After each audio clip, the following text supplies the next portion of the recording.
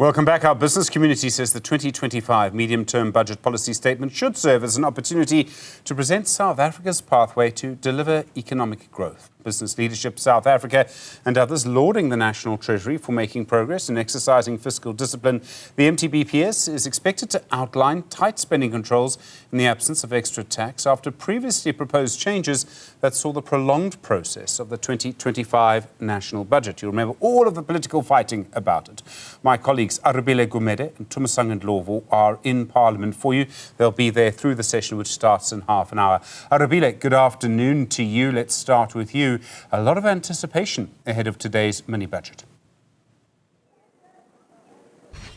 Yeah, certainly a lot of anticipation, Stephen. And maybe it's because we've had some good news, maybe some would think, right? You've seen the unemployment figures somewhat changing, and for the better, even if it is only marginal. You have seen the fiscal grey list as South Africa get off that grey list as well. So some good news there.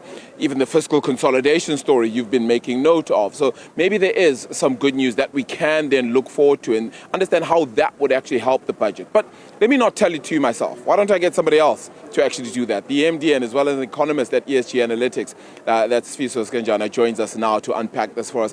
Fiscal, you've heard, I've just outlined what I think is supposed to be good news. Is it really? Good afternoon, and of course, I think it's going to be a story of what we often talk about as circulatory capital, which is in essence the fight between social democracy and social justice, as well as kind of the markets, right? We've got the rand, the boogeyman, and so we've seen, of course, improvement in our bond yields, and so our capital markets, I think, show that there's a bit of investor confidence back into our economy. You've mentioned us getting off FATF grey list as well, and also there have been, expectations that we might see a credit rating improvement as well, coming from Goldman Sachs in terms of at least their expectations. So on the capital side, I think there's something to say around how investors are reading the South African economy. On the social justice side, I think that's where a big question always talks about, are we a nanny state, and how long and how far do we stretch our social and security protection? And I think it's going to be a continued question around making sure that we've got the right social buffers.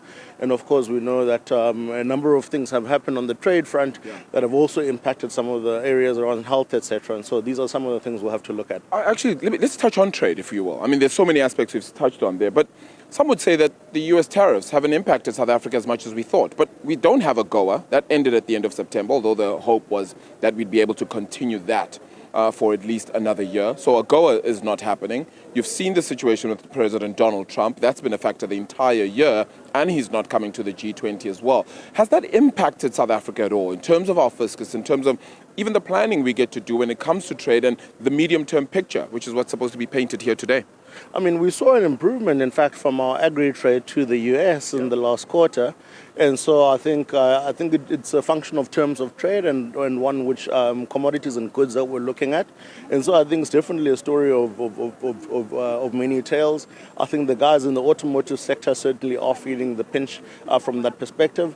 But also, I mean, you've seen that there's a big oil glut currently. And so the oil prices remaining low, of course, helps some of the logistics costs, some of the pricing of some of the commodities. And so that would be certainly, I think, quite positive from our commodities expectation point of view, and that would actually result in a little bit of a commodity revenue taxation collection improvement. I mean, we've seen gold rally, I think, close to about 70% at some point. And so these are some of the things that I think certainly will be quite beneficial from a tax revenue, of course, given the fact that we are still quite commodity heavy.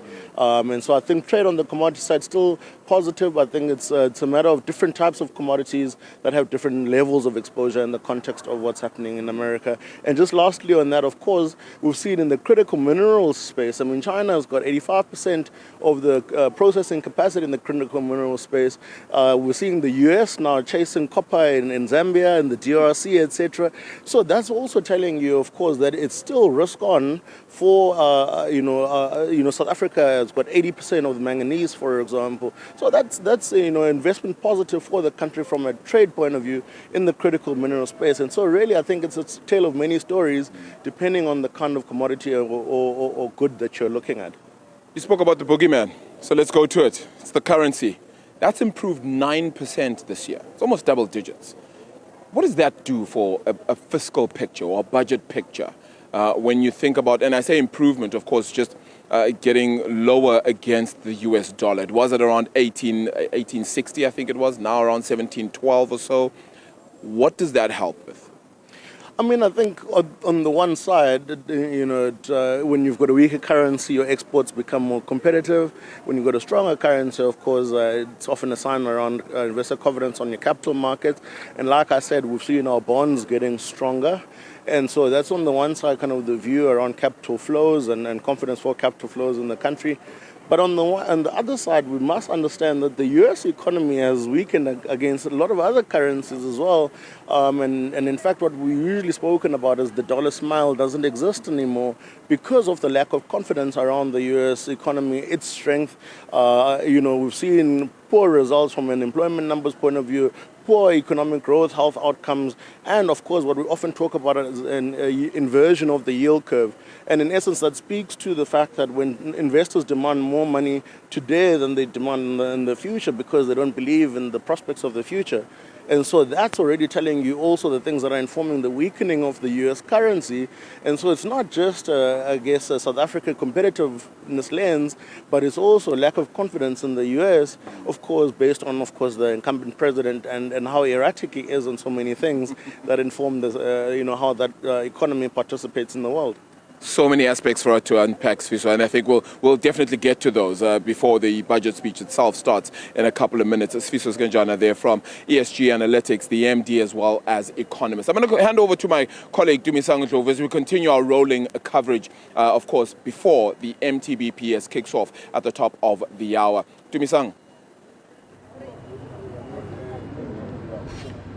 Thanks, Arabile. Good afternoon to our viewers as well. The three main points for MTBPS 2025. One, inflation targeting. Well, the other, of course, is economic growth. But also one to look out for is the politics around where the fiscus is essentially going to go. And we speak to the political side of the coin. I'm joined by Alan Beasley from Action SA about their expectations. Mr. Beasley, optimism? Are you feeling that the MTBPS is going to give South Africa exactly that, to stoke confidence on the global and local scale? So I think on two fronts. I think economic growth, I think we're going to be disappointed on that. The previous budget was 1.9 and went down to 1.4. We think it's going to go further down, which is a huge concern for us as Action SA. We're not going to address poverty, unemployment and inequality without economic growth. So that is a huge concern. Sub-Saharan Africa is growing at 3-4%. We're growing at 1%. It's simply unacceptable. It's because we're scoring own goals. We can't blame anybody else but ourselves.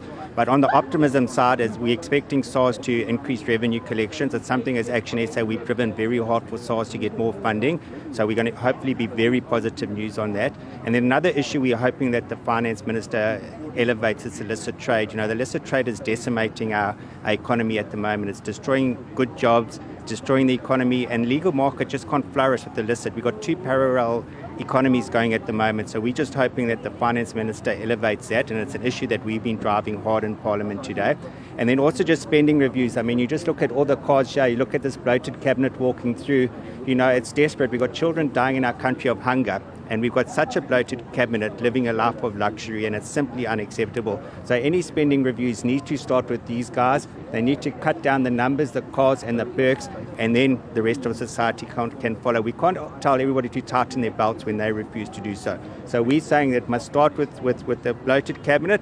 And you just look here, and just this wealth on display that we're paying is just simply unacceptable.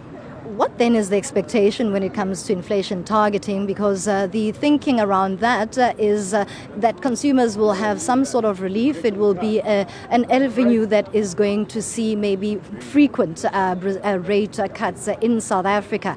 It's a political hot potato right now. It's an issue between the South African Reserve Bank and National Treasury. Where should it lie in the context of serving South Africa first? So as Action SA, we're very much in favour of lowering the inflation target. Inflation hurts the poorest of the poor. If food goes up by 5-6%, it doesn't make a big impact in my household, medium family, but for those who are living on 350 a grant, it has a massive impact. So the lower the inflation, that's got full support of Action SA. So we really, really support that. It is a political hot potato, but we fully support it because it hurts the poorest of the poor the most. Lastly, the expectations from Action SA with regards to growth projections. There is an anticipation that this particular time there will be yet another revision lower. And you earlier mentioned that where GDP is concerned, South Africa is not growing at a rate where jobs can be created. How should the metrics be working in your view as a party? Yeah, so I mean, to have growth of 1.2 when or 1.4, whatever it is, 1% is just unacceptable when sub-Saharan Africa is growing at 3, 4, 5%. And we think we're just doing the basics wrong. You talk about the political side, we talk about a government of national unity. We're actually a government of disunity. You know, the ANC and DA are always at loggerheads. We're never going to get any policy, economic policy across the line if the two of them are always fighting. So we're just saying we need to put South Africans first, what's best for the economy, what's best for the unemployment, and let them to put their political differences aside and work for the betterment of our country, and that's where Action SA stands.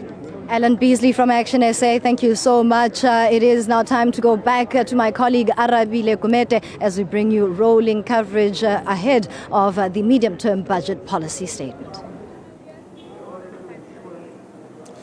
Yeah, look, Tumisang, we're ramping things up, right? So we're expecting people to continue to come through. No, please, gentlemen, please, come through. We're going to have this conversation for you. And the reason we're showing you this as well is also because the traffic is beginning. We're leading up and ramping up to this conversation actually happening as well. So there's so much at play. But why don't we talk to Bossa for you then?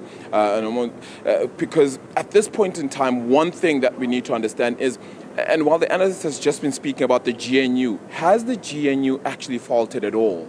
Or is it maybe now at its strongest? Let's ask that question as we head towards the MTBPS. Thank you so much for the time. Really appreciate it. Is the GNU stronger now? We've had the shall we call it the getaway meeting that the president had not so long ago to try and strengthen the GNU as we head towards this MTBPS. Are we stronger now? I mean, what indicators would you have to tell you that the GNU is stronger, whether post the retreat or even just in the period that the GNU has been in existence? We don't have any indicators that tell us that the GNU is stronger. And in fact, even going to a midterm budget policy statement like today, and you look at where the economy is, and you look at where South Africans are, there's nothing to indicate that there's any change or anything that's stronger. And so even coming into this statement today, we really want to see a sense of understanding where we are at as a country, understanding economically where we are at, understanding how this affects citizens, how does this affect the poor, how does the economy and the state of the economy right now affect the working class, the middle class, and to actually have a review that takes that into cognizance.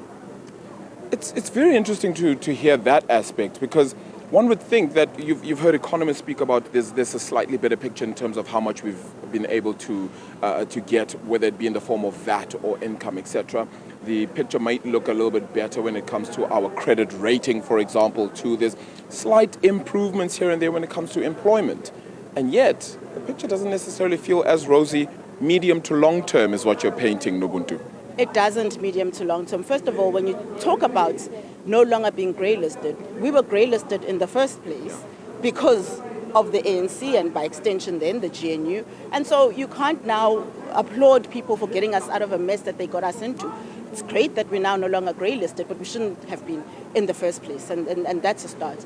But the second is to say that we still, even today, are facing high unemployment levels in this country, and we are not seeing a very intentional growth reform agenda from the GNU. Even what we want to see today and what we want to hear is, how are you funding for growth? What we see is more borrowing. What we see and what we had seen earlier was a tabling of more taxation. What we need is to actually increase the tax base. Yeah. Let's fund for growth, and then let's have more people that are actually paying towards tax. Let's look at alternative streams of income. We have tabled 6% online gambling syntax as an alternative. This is what the government should be looking at. This is what we should be hearing from Treasury.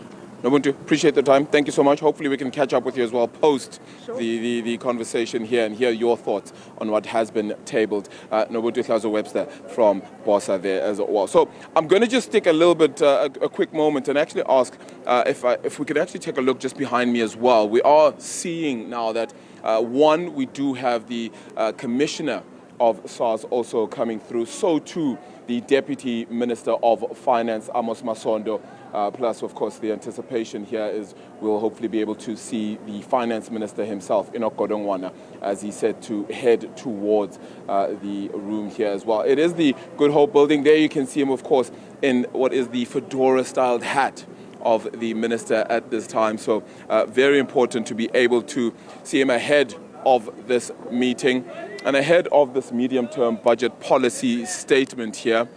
As we've said before, we can still see the finance minister, the SARS commissioner, Edward Kieswetter, of course, the two deputy finance ministers also there, so too the Director General of National Treasury also here as they head towards what is a normal parade. Let's not forget the Reserve Bank governor, and that's going to be an interesting conversation, whether they've had one actually, with regards to the inflation targeting, which has been a conversation and one for discussion pretty recently. Will that head down to 3%?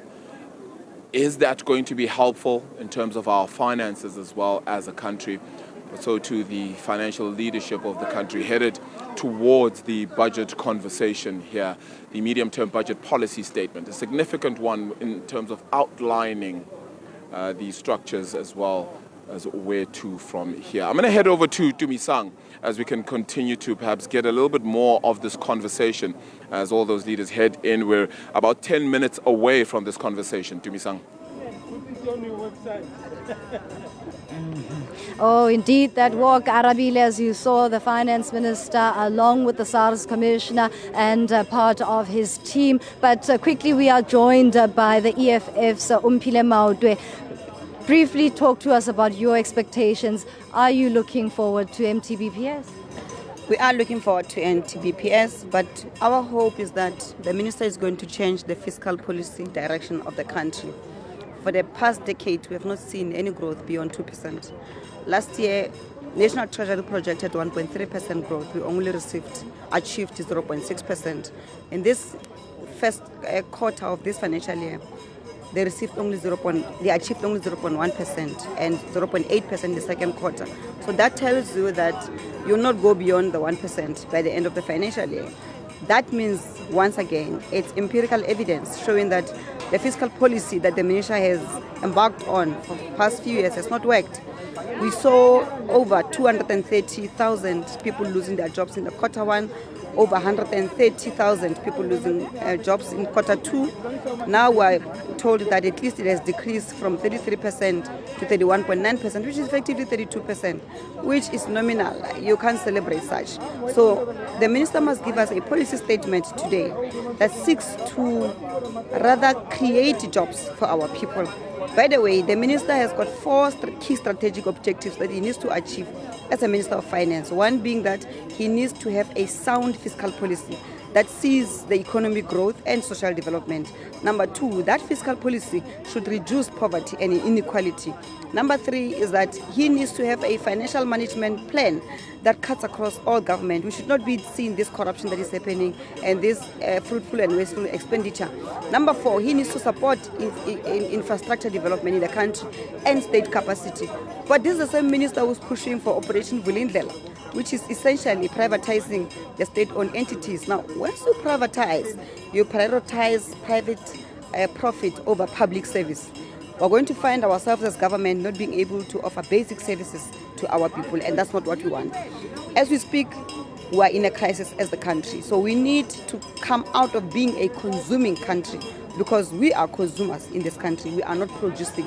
We need the minister to come up with plans on how he's going to unlock infrastructure development in the country, how he is going to unlock manufacturing in the country, how he's going to get young men and women out at home to go and work and contribute to this economy, to grow the economy, so that ultimately there can be job opportunities for our people.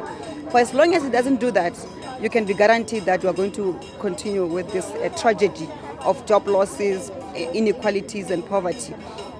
I know he's going to irritate us and celebrate this coming off of the grey listing, but it will not mean anything if people at Itsoseng in the northwest, at Matatiele in the Eastern Cape, are still waking up and going to bed without any hope of ever finding a job.